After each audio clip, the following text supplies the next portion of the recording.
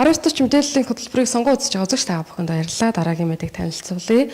Дорн тамхит үйл ажиллагаагаа явуулаад 1 жилийн нүүр үзэж байгаа их мөнх наран санхүүгийн байгууллага нь бүсийн оншилгоо эмчилгээний төвд хүчил төрөгч хэмжих багцыг хүлээлгэн өгсөн байна.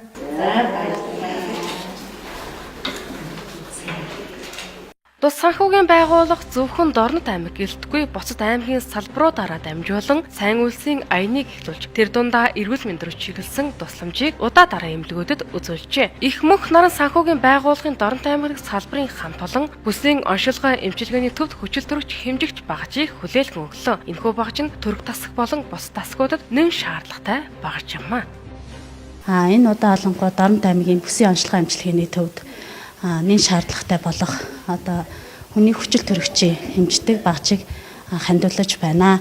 Тэгээ бусад байгууллагуудаа сайн улсын аянд уриалж байна. За энийг бол манайх төрөх тасагтай болон сэхээ хандуулах тасагтай ингэж хуваарлж өгж байгаа. Яагаад гэхээр эрчим дэмжлэгийн тасагт хэвтэн хэмжлүүлж байгаа хүмүүс хамгийн түрүүнд үздэг зүйл бол амин үзүүлэлт гэдэг. Амин үзүүлэлт байнга хянаж явах хэрэгтэй байдаг. Тэгэхээр бид энэ багцыг хоёр тасагтай гэж хуваарлж өгж байгаамаа. Их мөнх наран санхүүгийн байгууллага нь 2016 оноос Дорнот аймаг салбараа нэг үйл ажиллагаагаа явуулж байгаа бөгөөд санхүүгийн бүх төрлийн үйлчилгээг нийт иргэдтэй түргэн шуурхай хүргэдгээр онцлогтой байгууллага юм аа.